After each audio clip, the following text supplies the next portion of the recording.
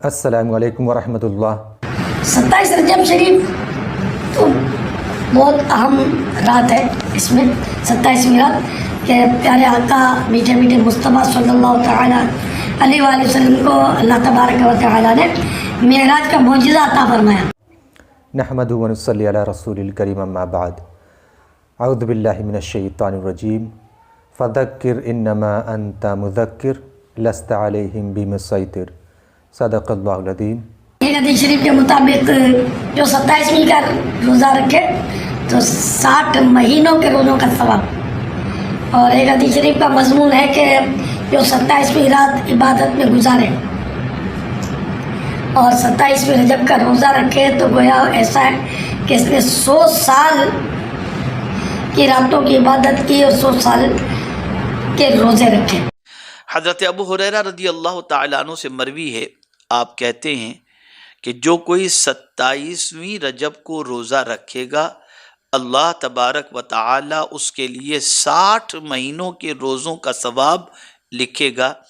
यही वो दिन है जिसमें हज़रत जिब्रील अमीन अलैहिस्सलातु व तस्लीम हुज़ूर सल्लल्लाहु अलैहि वसल्लम के पास अल्लाह का पैगाम लेकर हाजिर आए थे।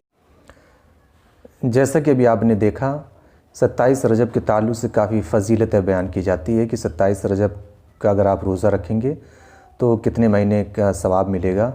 इस तरह शब मेराज के बारे में भी कहते हैं कि 27 रजब को अल्लाह रसूल मेराज पर गए। इस तरह के काफ़ी वाक़यात बयान किए जाते हैं। क्या शरीयत या किताब व सुन्नत में इस तरह की चीज़ें हैं हमें मिलती हैं? क्या रजब की कोई फ़जीलत है? तो रजब की फ़जीलत के ताल्लुक़ से सबसे पहले कुरान में देखते हैं, सूरह तौबा में अल्लाह ताला ने साफ़ फरमा दिया है कि अल्लाह ने 12 महीने बनाए और 12 महीनों में 4 महीने हुर्मत वाले बनाए। वो 4 महीने कौन से हैं? अल्लाह के रसूल ने उसे सही बुखारी की हदीस में वाज़ेह कर दिया है कि 4 महीने से मुराद ज़ुल्क़ादा, ज़ुल्हिज्जा, मुहर्रम, इसी तरह चौथा महीना जो है रजब। ये चारों महीने हुर्मत वाले हैं। इसकी तो हुर्मत साबित है कि ये महीने हुर्मत वाले चारों हैं। और दूसरी बात यह है कि क्या इस महीने में अल्लाह के रसूल ने कोई रोज़ा रखा 27 तारीख़ को, सिर्फ़ 27 को? तो इस तरह की कोई भी हदीस हमें नहीं मिलती कि अल्लाह के रसूल ने 27 रजब को सिर्फ़ रोज़ा रखा। और इसके मुतालिक हाफिज़ इब्न हजर रहमतुल्लाह अलैह ने एक किताब पूरी मुस्तक़िल लिखी है, उस पर बहस किया है। जितने भी हदीसें वारिद हुई सब कुछ में नकल किया है और नतीजा ये निकला कि जितनी भी हदीस है सब ज़ईफ़ या मौजू है। तो उम्मत ने उस पर कभी अमल नहीं किया। जितनी भी हदीसें सबके यहाँ ज़ईफ़ और मौजू हैं। तो 27 रजब को सिर्फ़ रोज़ा रखना ये बात किताब व सुन्नत से साबित नहीं है। हाँ, अगर आप चाहते हैं रोज़ा रखना तो आप 13, 14, 15 जैसे कि अल्लाह के रसूल हर महीने के 13, 14, 15 को रोज़ा रखा करते तो आप इसमें भी रख सकते हैं। या पीर का रोज़ा हो गया, जुमरात को रोज़ा हो गया, या किसी भी दिन आप रख सकते हैं। लेकिन आप उसको मखसूस नहीं करेंगे किसी तारीख़ को अल्लाह के रसूल ने रोज़ा रखा, जब तक हमें इल्म ना हो। तो सिर्फ़ 27 को रोज़ा रखना ये बात दुरुस्त नहीं है। तो उसकी जो भी जितनी भी फ़ज़ाइल बयान किए जाते हैं किताब व सुन्नत से कुछ भी साबित नहीं है। अगर आप रखना चाहें तो रख सकते हैं किसी भी दिन, लेकिन सिर्फ 27 को रखना ये बात सही नहीं है। तो ये सुन्नत की जगह ये बिदात हो जाएगी। और उसी दिन ख़ास अज़कार करना, कोई ज़िक्र करना या कोई नमाज़ पढ़ना, ये भी चीज़ अल्लाह के रसूल, सहाबा, ताबईन, तबे ताबईन वगैरह तो 400 साल अगर आप जाएँगे इस तरह की चीज़ें आपको नहीं मिलती। और एक बात और ज़िक्र की जाती है कि अल्लाह के रसूल इसी रात शब मेराज पर गए, यानी मेराज पर इसी रात गए आप।